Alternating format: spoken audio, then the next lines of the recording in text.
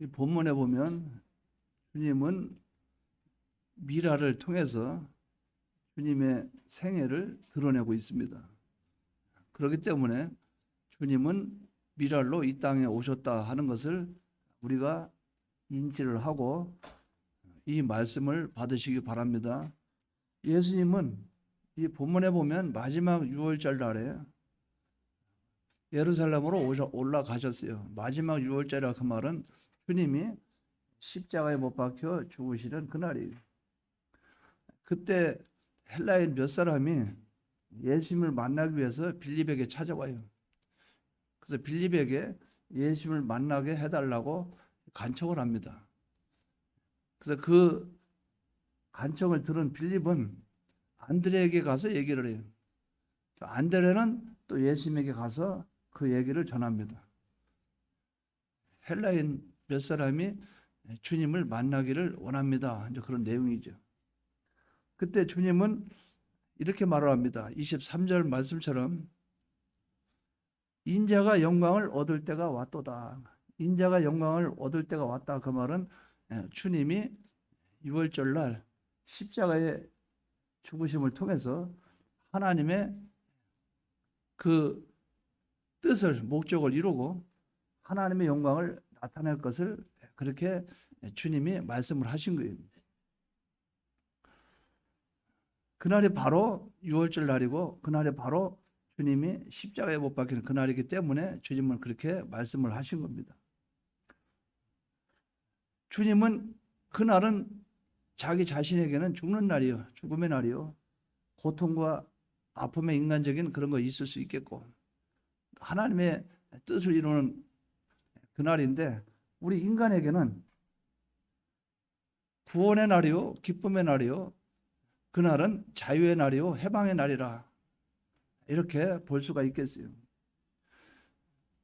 그래서 주님은 이제 비유로 구체적으로 설명을 합니다. 24절에 내가 진실로 진실로 너희에게 이르노니 한 알의 밀이 땅에 떨어져 죽지 아니하면 한 알 그대로 있고 죽으면 많은 열매를 맺느니라. 주님이 이 세상에 오신 목적, 이유, 또 이 세상에 오신 목적을 이루는 과정, 이루는 결과, 이 모든 것을 주님이 이 한 알의 밀을 통해서 다 나타내고 있어요. 그럼 다른 말로 하면 주님의 구속, 즉 우리의 복음, 이 복음의 운동이 한 알의 밀알을 통해서 우리에게 나타내주고 있다는 거죠.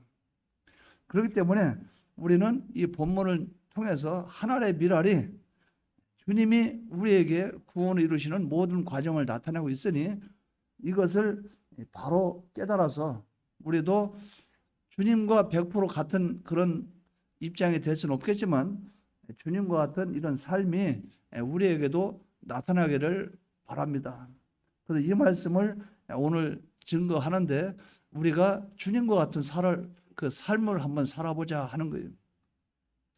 그럼 첫째로 생각해 볼 수 있는 것은 이 24절 보시기 바랍니다. 24절 내가 진실로 진실로 너희에게 이르노니 한 알의 밀이 이렇게 말을 했어요. 밀은 밀은데 한 알이라 이렇게 말을 했어요. 예수님을 가리키죠. 그럼 예수님은 한 분이에요. 예수님은 여러 분이 아니고 단 한 분이라 그 말이죠. 여기도 밀을 단 한 알의 밀이라고 표현을 했어요. 그럼 이것은 다른 의미로 보면 독생자, 한 알의 밀은 예수 그리스도를 의미하고 있다는 것을 알 수 있어요. 즉 독생자라는 것을 구체적으로 설명하고 의미를 뭡니까? 한 알의 밀이라 한 알. 한 알의 밀 이끌어 독생자 예수님 이렇게 되는 거예요. 그러면 이 한 알의 밀이라는 이 의미와 독생자 예수 그리스도라는 의미가 일치가 되는 그것을 우리에게 상징적으로 알려주고 있는데 그럼 이것은 무엇을 얘기하고 있는가? 이것을 구체적으로 한번 우리가 생각해 보자 그 말이죠. 한 알의 밀이라 그 말은 요걸 이렇게 생각해야 됩니다. 10알 중에 10알이 있는데 그 중에서 하나를 빼서 많은 것 중에 열알 중에 하나를 빼서 가리키는 그 하나를 이걸 말하는 게 아니에요. 또 하나가 하나리 있는데 그 하나 나달이 여러 가지 있는데 그 하나리 뭉치면 많은 알이 된다. 이런 그런 근본을 나타내는 그 알이 아니라 그 말이죠. 여기서 말한 밀알은 오직 하나밖에 없는 밀알이라 그 말이죠. 많은 것 중에서 하나를 취한 알도 아니고 낱개로 여기저기 하나가 있는데 그 중에 하나도 아니고 유일한 하나예요. 요 하나를 예수님은 유일하신 분이라 그 말이죠. 그 안에 유전자 있죠. 유전자도 인간적인 유전자, 또 인간적인 그 속에 어떤 인간적인 성품, 또 인간적인 그 속에 지성, 감성, 뭐 여러 가지 인간의 이성, 이런 여러 가지 있겠죠. 이런 것이 인간적인 그것이 포함되어 있는 가운데 있는 하나 그것이 아니고 오직 하나님께로부터 하나님이 우리를 구원하시기 위해서 세우신 유일한 한 분, 독생자 이분이라고 하는 것을 우리에게 말씀하고 있다 그 말이죠. 그렇기 때문에 우리를 구원하신 구원자는 유일하신 예수님 한 분 외에는 우리를 구원할 자가 없다는 것을 우리는 여기서 단정을 지어야 됩니다. 그렇기 때문에 하나님은 예수님 외에 다른 이름을 우리에게 주신 적이 없어요. 사도행전 4장 12절에 이런 말씀이 있습니다. 다른 이로서는 구원을 얻을 수 없나니 천하인간의 구원을 얻을 만한 다른 이름을 우리에게 주신 일이 없음이니라. 그러면 여기서 말한 하나는 예수님을 가리키는데 예수님은 오직 한 분밖에 없다. 하나님이 우리에게 보내주신 바로 그분. 2000년 전에 베들레헴 말 구유에서 태어나서 우리를 구원해 주신 십자가 못 박혀 죽고 부활하셔서 지금도 우리와 함께 하시는 그 예수님 이분밖에 없다는 거예요. 이것을 여러분들이 꼭 붙잡기 바랍니다. 하나 단수입니다. 하나 오직 예수님밖에 없다는 거죠. 이것을 첫 번째로 기억하기 바랍니다. 또 그러면 이 하나이란 그 뜻 안에 가만히 살펴보면 어떤 알입니까? 이 알은 이 밀이죠. 예수님을 밀로 상징하는데 이 밀을 제가 한번 질문합니다. 이 밀은 이 인간적인 밀하고 같은 밀입니까? 다른 밀입니까? 그러면 예수님은 보통 인간하고 같은 인간이에요? 다른 인간이에요? 인성을 갖고 있는 인간은 똑같아요. 우리 같은 인간이에요. 그런데 그 인간은 인간의 몸을 입고 오셨어요. 하나님의 사람의 몸을 입고 오셨어요. 그러나 사람은 사람인데 이 예수님은 그 안에 하나님이 그 안에 거하시고 성령님이 그 안에 거하시고 또 그 안에 성자 하나님 예수님이 그 안에 거하셨다 그 말이죠. 인간의 몸을 입고 오신 거예요. 그렇기 때문에 이 예수님은 밀로 말하면 일반 밀이 아니고 특수한 밀이라 그 말이죠. 그러니까 주님은 우리 인간과 같은 그런 죄와 마귀와 사망에 속해 있는 그런 존재가 아니요. 원죄와 본죄를 갖고 있는 존재도 아니요. 사망으로 끝을 맺는 존재도 아니에요. 이 예수님은 생명을 가지고 오신 분이에요. 그 예수님 속에서는 빛이 있어요. 그 예수님의 본질 본성은 하나님입니다. 그 예수님은 인간의 생육법으로 남녀의 관계를 통해서 출생한 그런 사람도 아니에요. 예수님은 성령으로 잉태하셨어요. 성령으로 출생하셨어요. 예수님은 밀은 밀인데 하나의 밀인데 밀은 밀인데 유일한 밀이요 특수한 밀이라. 일반 밀하고 틀리다. 왜? 그 안에 성분이나 그 안에 유전자나 그 안에 존재하고 있는 것이나 그 안에 형체는 외형은 같지만 그 역사하는 면이나 잘하는 면이나 활동하는 면이나 모든 면들은 예수님과 우리 인간과는 비교할 수가 없다는 거죠. 이것을 우리가 바로 기억하기 바랍니다. 나는 땅에 떨어지는 그런 밀인데 나는 하나님의 밀이라. 그 주님이 나는 유일한 하나님이 특별하게 나를 독생자 예수 그리스도를 내가 하나님으로 인해서 특별한 존재이다. 또 나는 인간 일반적인 인간과 같은 그런 부류가 아니다. 나는 너희를 구원해 주러 온 주님은 구세주요. 우리는 모든 범죄자요 영원한 사망에 처해 있는 우리라 하는 것을 우리를 발견하시기 바랍니다. 그러면 이 하나이란 밀 안에 또 의미는 어떠한 의미를 부여하고 있는가? 이 밀은 우리의 왕으로 오신 밀이에요. 이 밀은 메시아입니다. 이 밀은 그리스도예요. 제사장, 선지자, 왕직을 가지고 오신 분이에요.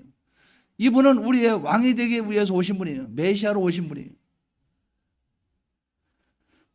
그렇기 때문에 이분은 고귀한 분이고 존귀한 분이라 하는 거예요. 이 존귀한 분이 낮고 천하고 이 인간의 비천한 땅으로 와서 거기서 말 구유에 말 밥통에 태어나고 하셨지만은 그분은 낮게 천하게 오셔서 우리를 구원하러 오셨지만 그분은 존귀한 분이요, 그분은 능력의 분이요, 그분은 높으신 분이요, 그분은 고귀한 분이라. 왜? 우리의 왕이라. 이것을 우리는 바로 기억을 해야 됩니다. 그렇기 때문에 주님은 이렇게 말씀을 했어요. 내가 곧 길이요 진리요 생명이니 나로 말미암지 않고는 아버지께로 올 자가 없느니라. 이렇게 말씀을 했어요. 주님은 만왕의 왕으로서 천국 가는 길을 우리에게 열어주셨어요. 대선지자, 제사장, 왕으로 오신 그분, 그리스도로 오신 그분, 이분이 말씀이 육신이 돼서 제2위 성자 하나님이 인간의 몸을 입고 육신이 돼서 오신 그분이 바로 누구냐? 그분이 바로 예수님이다. 그 예수님이 뭐냐? 하나님의 밀이라. 이것을 여러분들이 꼭 붙잡고 나가시기 바랍니다. 그러면 하나님의 밀은 예수님인데 예수님은 한 분입니까? 두 분입니까? 한 분입니다. 예수님은 우리 같은 일반적인 원죄와 본죄를 가지고 오신 분입니까? 예수님은 죄가 없는 분입니까? 특별한 분이죠. 주님은 특별한 분으로 오셨어요. 예수님은 나와 같이 죽음으로 끝을 맺고 인간의 지평선 아래에서 영원히 멸망으로 끝나는 그런 존재가 아니에요. 예수님은 나를 구원하시고 주님은 우리의 왕으로 오셨어요. 영원히 우리가 그분을 높이셔야 되고 여분이 그분을 우리가 찬양을 해야 돼요. 이분이 바로 누구냐? 독생자 예수 그리스도라. 이것을 여러분들이 바로 기억하지 바랍니다. 하나님의 밀은 유일한 밀이요 오직 하나밖에 없는 밀이요 이 하나의 밀은 어떤 밀? 특수한 밀이요 이 하나의 밀은 존귀하고 고귀한 밀이라 하는 이 사실을 여러분들이 붙잡고 나가시기 바랍니다. 그럼 두 번째 한번 생각해 봅시다. 두 번째 보면 하나의 밀이 어디에 떨어졌어요? 땅에. 주님이 떨어지는 장소는 이 세상의 범죄한 인생들 우리를 위해서 완전하고 무한하신 하나님이 이 땅으로 오셨다고 하면 땅이에요. 장소를 가리켜요. 어떤 장소? 범죄한 인생들을 있는 그곳으로 오셨다는 거죠. 주님이 뭐러 그런 데 오겠어요? 똥꼬더기 속에 뭐러 오겠어요? 이 지저분한 똥꼬더기 속에 뭐러 오겠어요? 인간을 구원하러 오셨죠. 그렇게 고귀하고 그렇게 유일하고 그렇게 하나님과 하나 되신 그분이 뭐 한다고 오셨어요? 오신 그 장소는 땅으로 왔대. 땅에. 여러분들 이걸 가만히 한번 생각해 봐야 돼요.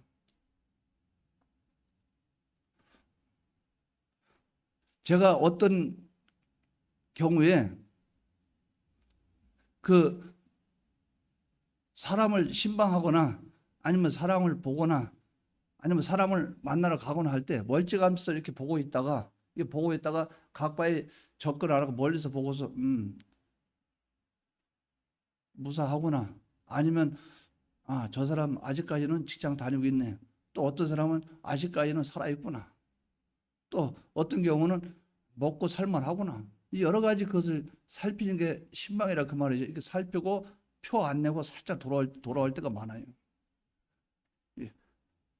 하나님이 우리 세상에 오실 때 우리 인간들은 그걸 알 수 있겠어요? 주님은 표를 안 내고 내색을 안 하고 전화도 안 하고 우리한테 전화도 안 하고 또 메시지도 안 보내고 연락도 안 하고 그냥 오신 거예요. 왜? 우리를 구원하시기 위해서. 이 땅에 오셨다 그 말이죠. 범죄한 인생들 그냥 찾아온 거예요. 그것도 뭡니까? 하나님이 원하고 원해서. 인간의 몸을 입고 땅으로 오셨다 그 말이죠. 누구에게? 범죄한 인간들에게. 영원히 멸망당할 그런 인생들에게. 제가 그 교단 기도회 그 문제 때문에 1박 2일을 갔다 왔는데 이 방에 들어가 보니까 어항에 있죠. 어항에 그 물고기 키우고 있는데 두 마리가 죽었어요. 하나 거꾸로 배가 엎어져서 죽고 하나는 죽었어요. 보니까 그 내가 이제 손으로 건져냈죠. 냈는데 마음이 아프더라 그 말이죠. 내가 이틀만 자리 비워도 이러는구나. 그 하루에 한 번씩 또 어떤 때는 이틀에 한 번 이게 밥을 주거든요. 물고기가 너무 배부르면 쉽게 죽고 이럴 때가 많으니까 조금 배가 고파 쫄쫄 고파야 이리 뛰어고 저리 뛰어다니고 살려고 애를 써야 물고기를 오래 키워요. 그래서 이틀에 한 번 정도 이렇게 이제 적당히 주는데 제가 밥을 안 주고 간 데다가 1박 2일 동안 있다 보니까 3일 정도 됐는가 그랬어요. 그 제가 느끼기를 참 이것들은 지인생들 사는 것 같이 물속에서 지인생 사는 것 같이 뛰어다니고 있어도 내 손길이 없으면 죽는 거예요. 가만히 보면서 그걸 느껴요. 나는 까불고 다니지만 하나님은 다 지켜보고 있다. 위에서. 하나님 손길이 끊어지면 죽는 거예요. 근데 그 하나님이 인간의 몸을 입고 우리의 문제를 해결해 주러 오셨어요. 이게 우리가 감사할 일이죠. 오셨는데 어떻게 오셨어요? 이 본문 잘 보시기 바랍니다. 하나님의 빛이 어떻게 왔습니까? 땅은 장소죠. 우리가 있는 곳이죠. 어떻게 왔어요? 떨어져. 땅에 떨어져 왔다. 떨어져. 우리의 왕이요. 메시아요. 본질 본성 하나님이시면 랄랄라 하면서 샤랄랄라 하면서 광채가 쫙 비치면서 천사들 옆에서 옹이하고 천사들이 찬양하고 하면서 빰빠람 빰빰 이러면서 쫙 오셔야 되는데 어떻게 합니까? 떨어져서 확 떨어져. 낮아지고 겸손하고 희생하고 이것을 나타낸 거예요. 떨어져. 하나님의 빛이 땅에 떨어져. 완전하고 무한하신 하나님이 우리를 구원하기 위해서 인간의 몸을 입고 이 세상에 오시는데 어떻게 웅장하고 오케스트라 그것도 아니고 떨어져. 아무도 모르도록 떨어져. 겸손하게 낮아지고 희생하고 천하게 오셨다 그 말이죠. 어떻게? 인간의 몸을 입고 오셨다는 거죠. 이것을 다른 말로 하면 하나님이 인간의 몸을 입고 오셨다 그래서 성육신, 성은 하나님, 하나님이 육신, 인간의 몸을 입고 오셨다. 이걸 다른 말로 도성인신, 그리스도 성스러운 그리스도 성자 하나님 그리스도가 인간의 몸을 입고 오셨다. 도성인신, 인간의 몸을 입고 오셨다. 왜? 우리를 구원하시기 위해서. 여러분 이거 감사가 나옵니까 안 나옵니까? 감사 안 나오면 좀 문제가 있는 거죠. 그런데 이렇게 오시는 주님은 자기 혼자 왔어요? 아니면 예언대로 왔어요? 예언대로. 하나님이 약속한 그 약속을 이사야 선지자가 약속을 했고 또 그걸 예언을 했고 또 미가야 선지자가 예언했고 수많은 선지자들이 예언했어요. 하나님이 약속했어요. 그 약속과 예언을 지키기 위해서 오신 분입니다. 어떤 때 저도 그래요. 먼저 말부터 내뱉었어요. 뒤에 생각해 보면 이게 아닌데 그래요. 그래도 저는 그것을 하나님 뜻으로 알고 지킵니다. 왜? 말로 내뱉었으니까. 내뱉게 하신 것도 하나님이지. 그러니까 그 말을 철수하고 걷어들이면 사람이 비겁한 사람이 되고 그 사람이 실없는 사람이 돼요. 그러니까 다음에 손해 안 보려면 더 신중할 수밖에 없죠. 그러니까 우리는 어떤 일이나 무슨 현상이 있거나 어떤 일이 있으면 하나님의 뜻으로 알아야 된다 그 말이죠. 근데 여기서는 어떻게 했어요? 약속을 지키러 오셨어요. 하나님이 에덴 동산에서 아담과 하와가 선악과 따먹고 멸망했을 때 여자의 후손으로 오겠다고 약속을 했습니다. 뱀의 후손과 여자의 후손을 얘기하면서 뱀의 후손은 여자의 머리를 상하게 할 것이요. 발꿈치를 물어 뜯고 이렇게 할 것이래요. 그러나 이 여자의 후손은 뱀을 머리까지 박살을 내가지고 뱀을 완전히 멸망시킬 것이요.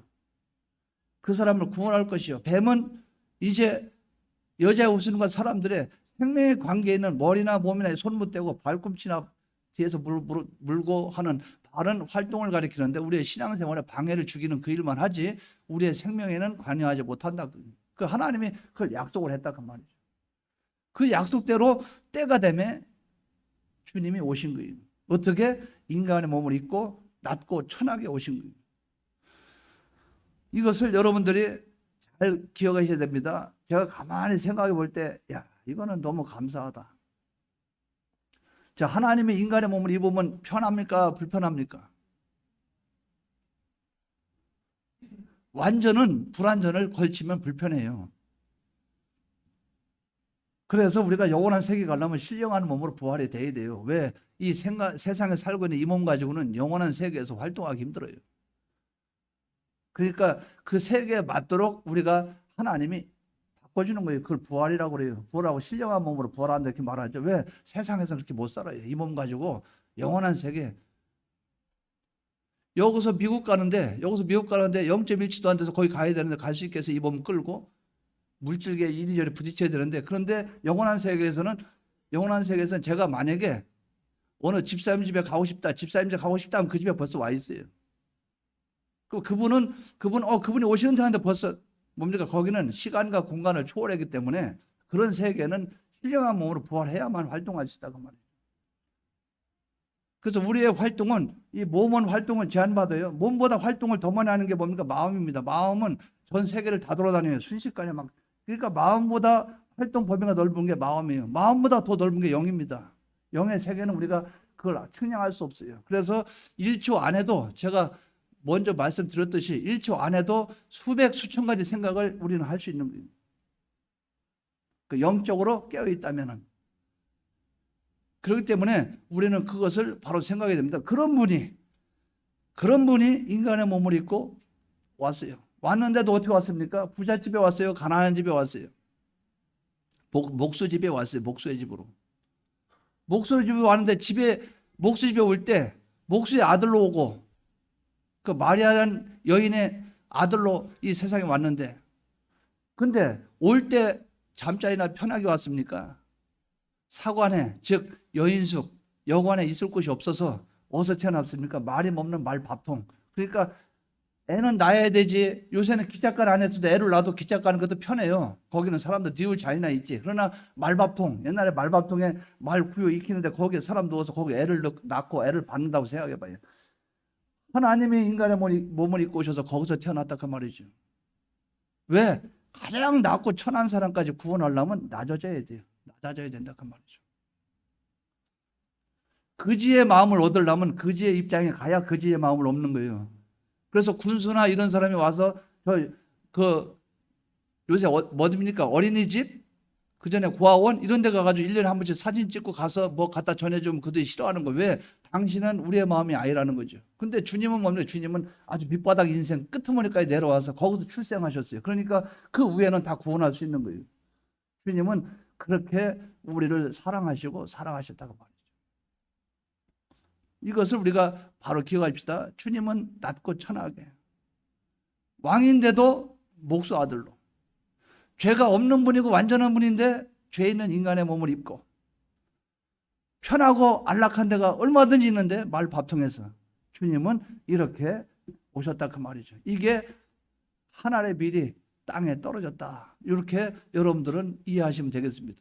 이 주님은 여러분들은 사랑할 수밖에 없다 그 말이에요. 어느 누가 이런 주님이 어디 있어요? 그런데 예수를 안 믿고 세상에는 쾌락과 안락을 쫓아가고 내 유익만 위해서 살고, 참 우리가 보면 어떻게 보면 안타까운 그런 삶을 살 경우가 많이 있어요. 여러분들은 이 하나님에게서 뭘 배웁니까? 바로 주님이 인간의 몸을 입고 오셔서 주님은 이렇게 말씀을 했어요. 인자에 온 것은 섬김을 받으려 함이 아니라 도리어 섬기려 하고 자기 목숨을 많은 사람의 대성물로 주려 함이라. 주님은 그렇게 완전하고 무한하신 하나님의 인간의 몸을 입고 오셨는데 교만하지도 않았어요. 내가 온 것은 섬김을 받으려 함이 아니라 섬기러 왔다. 그리고 너희들을 위해서 죽으러 왔다. 이게 주님의 사랑입니다. 이 사랑을 여러분들은 발견하시기 바랍니다. 인간은 서로 화나면 얼굴 안 보면 끝이라 이렇게 하지만, 그래도 부모와 자식 간에 또 핏줄 간에는 끈이 있어서 그 끈이 쉽게 끊어지지가 않아요. 머릿속에는 안 떠난다 그 말이에요. 근데 하나님이 우리를 버리겠어요? 절대 안 버립니다. 우리를 위해서 이렇게 오신 주님, 섬기러 오신 주님, 이 주님을 여러분들은 바로 붙잡고 나가시기 바랍니다.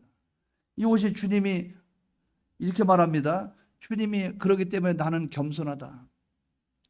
마태복음 11장 29절에 이렇게 말씀을 했어요. 나는 마음이 온유하고 겸손하니 나의 멍에를 메고 내게 배우라. 그러면 너희 마음에 힘을 얻으리니 너희도 섬기는 자세로 겸손하게 멍에를 메고 한 발 한 발 걸어가라. 그러면 그렇게 편할 수가 없다.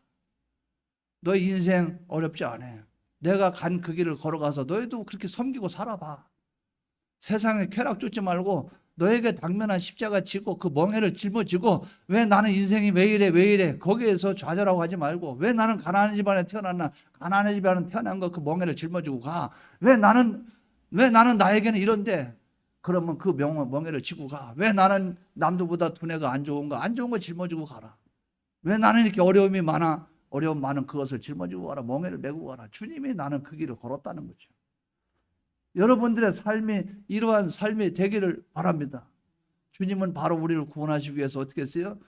구원하시기 위해서 약속된 이 인간의 범죄한 인생들 땅에 어떻게 떨어져 천하게 떨어져서 우리를 위해서 모든 생명까지 내어놓은 그분인데 섬기려고 왔다. 이 주님의 이 사랑을 좀 뭐라고 표현해야 될까요? 이거 하도 광대해서 표현하기가 좀 그래요. 주님의 사랑을 요것만큼도 한번 손톱만큼도 한번 느껴보길 바랍니다. 한번 그 느끼면 그 다음에 꼬리를 물고 역사하게 돼 있어요. 세 번째로 오셔서 뭐 했을까요? 이 본문에 보면 24절 보십시오. 땅에 떨어져 죽지 아니하면 하늘 그대로 있고 죽으면 많은 열매를 맺느니라. 그러면 주님이 죽었다는 얘기예요? 죽지 않았다는 얘기예요? 주님이 지금 6월절 그 절기 때 주님이 십자가 못 박혀 죽으시러 예루살렘 올라왔잖아요. 주님이 그 말이에요. 내가 죽으러 왔다 그 말이죠. 주님은 바로 우리를 구원하기 위해서 십자가에 못 박혀 죽으시는 주님이에요. 그것 때문에 주님은 오셨어요. 참, 우리 인생을 생각해 봐요. 그 암 걸린 사람이 2년 후에 죽는다라면 2년 후에 죽는다는 거 알고 하루하루 살아가는 게 얼마나 힘들었을까? 얼마나 괴로웠을까? 주님은 태어나는 순간부터 죽으러 오셨는데 하루하루 그래서 주님은 그것을 우리 인간처럼 괴로워하고 고통스러워하지 않았죠. 주님은 나중에 운명하실 때 하나님 앞에 영광과 찬양을 돌려드리죠. 엘릴리 라막사니 엘릴리 라막 사박다니 어떻게 해서 나를 이렇게 버리십니까? 그 무슨 말입니까? 나를 이렇게 인간의 구원 운동에 사용해 주십니까? 아버지여 내 영혼을 아버지께 맡겨나이다. 얼마나 아름다운 그 모습이에요. 그러면서 죽어가는 영혼들 자기 죽어가는 그 상황 속에서도 그들을 쳐다보면서 아버지 하나님 저들의 죄를 저들에게 돌리지 마옵소서. 저희들은 아무것도 알지 못하나이다. 마치 부모가 자식한테 커봐야 알아. 너 좀 말 좀 들어라. 말 안 들으면 저건 어쩔 수 없다. 저건 세월이 가야 정신 차리지. 세월이 가서 그래서 부모가 자식에게 얘기하는 거 뭐냐면 내가 걸어온 길을 똑같이 안 걷기 위해서 얘기하는 거예요. 왜? 죄 짓고 넘어지고 쓰러지고 또 안 좋은 행동하고 또 일어나고 그런 것을 내가 해봤기 때문에 너는 안 하고 깨끗한 사람으로 살길 바란다 그 말이에요. 근데 인생이 안 그래요. 제가 지금까지 겪어본 똑같은 행동을 하고 그 다음에 아이고 주여 이게 인생이에요. 그래서 참 천상 기다리는 수밖에 없겠구나. 자기 인생이니까 자기가 살겠지. 그러나 그 인생 누가 보상해 줄 거? 그냥 자기가 정신 차리는 수밖에 없겠죠. 이거 우리가 한번 생각해 보자 그 말이에요. 주님이 뭐 때문에 왔어요? 죽으러 왔어요. 죽어야 삽니다. 땅에 떨어져 죽지 아니하면 그대로 있고 지 인생 하나로 끝나죠. 뭡니까? 자기 멸망하는 인생 그 인생으로 끝나죠. 그런데 자기가 죽어버리니까 나 때문에 많은 사람이 살아나죠. 주님의 대속의 운동은 그거예요. 주님이 죽음으로 말미암아 모든 사람을 구원하는 이 역사가 주님의 사랑이에요. 십자가의 죽음이라 그 말이죠. 죽어야 삽니다. 주님도 살고 우리도 살아요. 그렇기 때문에 주님이 죽으시는 그 표가 뭡니까? 이 제물, 주님은 6월절 제물로 오셨는데 양으로 오셨는데 제물은 죽어야 되는데 죽음은 피가 흘러요. 피로써 하나님께 바쳐지는 거예요. 그 제물이 하나님께 바쳐질 때 피의 제물이라 이렇게 말한다 그 말이에요.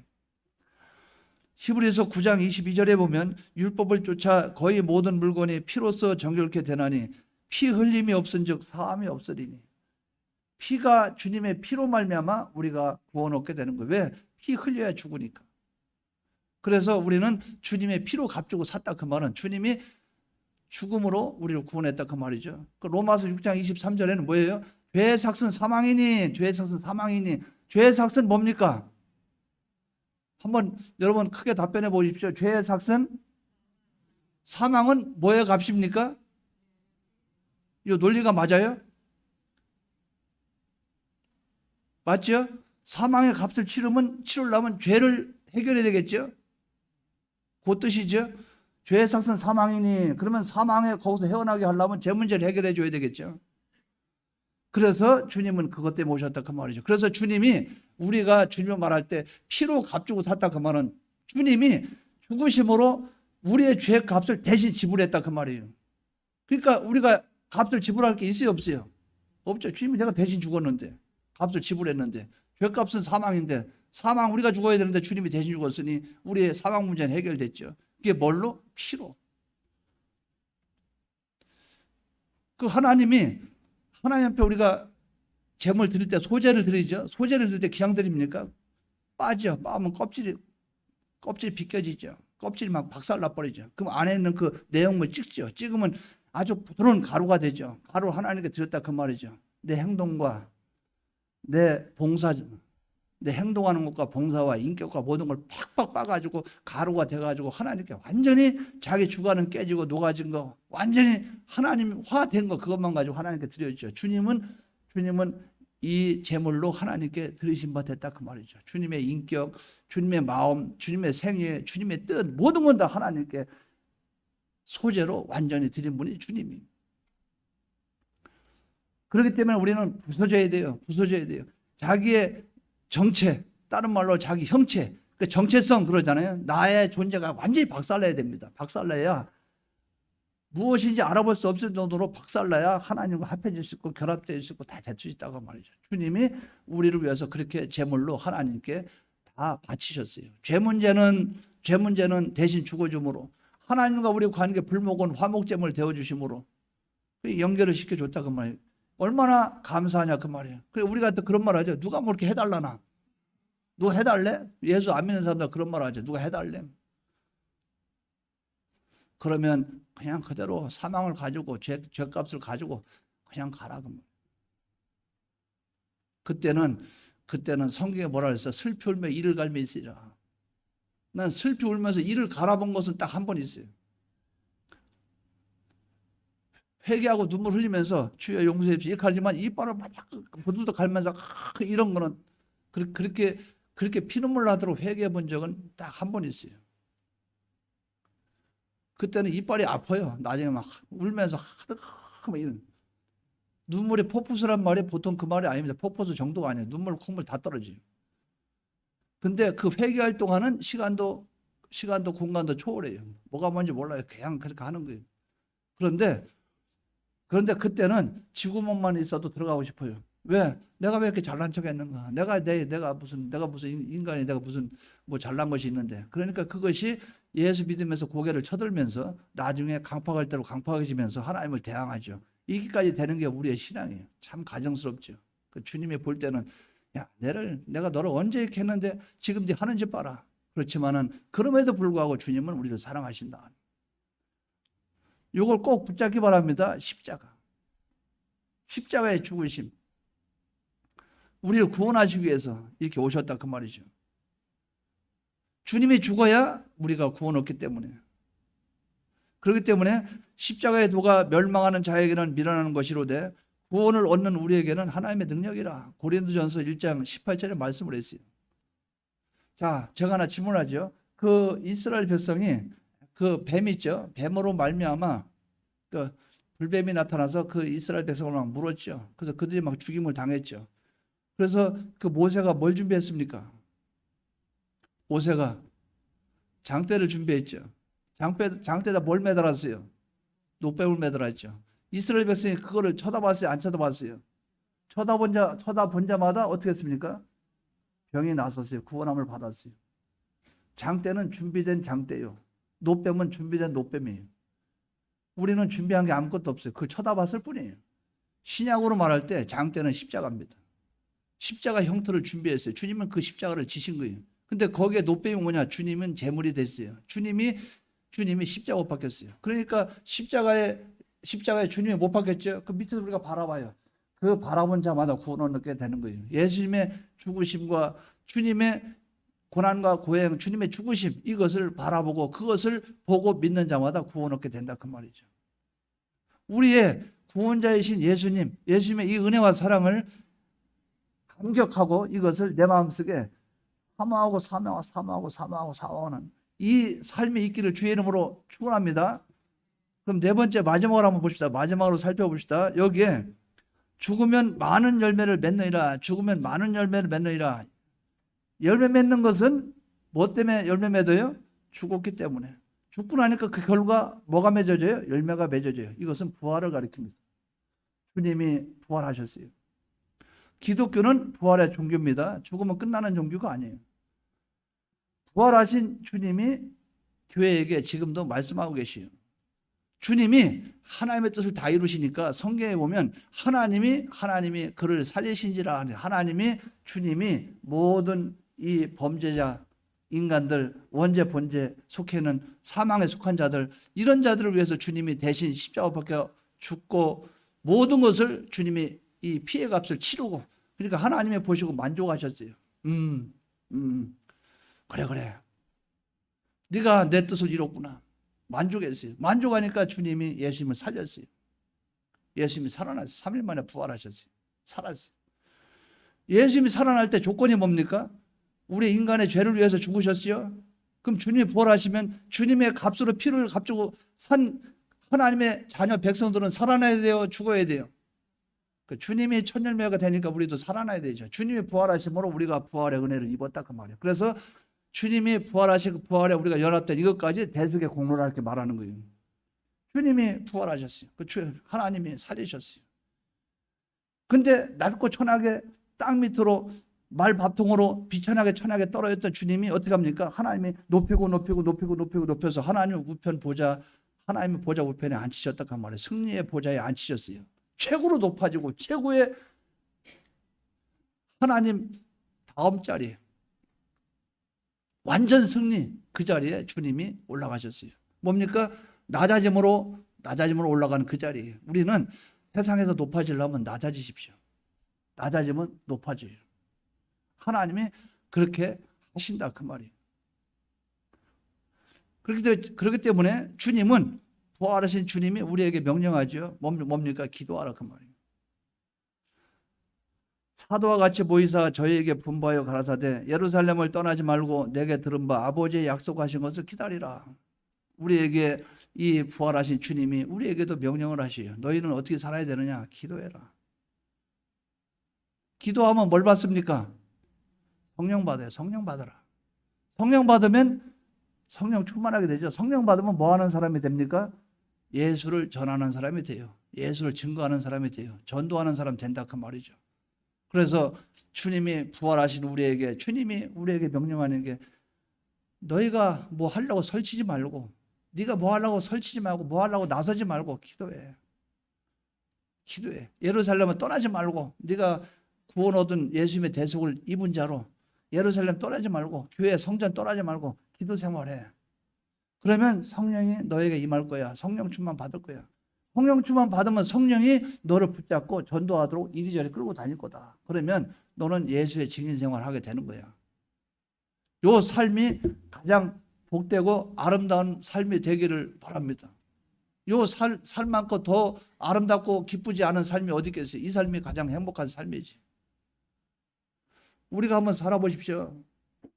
주위에 돌아가 보십시오. 어디 가보십시오. 나중에 자기 주위에 친구도 없어요. 나중에 시집가고 장가가고 다 해보십시오. 친구가 어디 있어요? 다 자기 남편, 자기 자식 정신없으라고 만나도 못해요. 정신없어요. 그것도 한때입니다. 그럼 그 자녀들은 언젠가 나까지 끝까지 같이 있어요? 아니에요. 자녀들도 시집장가 가면 또 떠나요. 남편 언제까지 나 있어요? 뭐 언제 죽을지 몰라요. 부부지가 언제 떠날지 몰라요. 나중에는 결국 자기 혼자 남아서 자기 혼자 가는 것이 영원한 세계입니다. 그러면 끝까지 나를 책임질 분은 누굽니까? 하나님이. 하나님은 내 태어날 때 출생부터 시작해서 내가 살아오는 삶, 그래 너는 또 시집장가 가서 산다고 애를 쓰는데 또 이렇게 해서 너는 또 친구를 다 잃어버렸구나. 너는 네 남편한테 배신당했구나. 넌 네 아내한테 배신당했구나. 너는 둘이 행복하게 살고 있구나. 그런데 남편이 먼저 세상 떠나니까 너는 하루하루가 괴롭지, 그렇지. 내가 다 안다. 하나님은 나를 한 번도 떠난 적이 없는데 나는 환경에 따라서 노다지 하나님을 버리는 거예요. 그럼에도 불구하고 하나님은 지금도 우리를 기다리고 계시요. 기다리면서 지금도 우리에게 말하고 있어요. 기도해.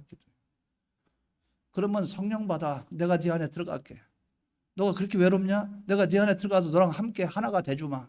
그러고 내가 힘들지? 그럼 내가 대신 걸어주지. 내가 대신 활동해주지. 하나님이 대신 복음의 일을 대신 해준다 그 말이에요. 그러면 역사는 나타나게 되는 거예요. 이러한 삶이 저와 여러분의 있기를 주의 이름으로 축원합니다. 다 같이 통성으로 기도드리겠습니다.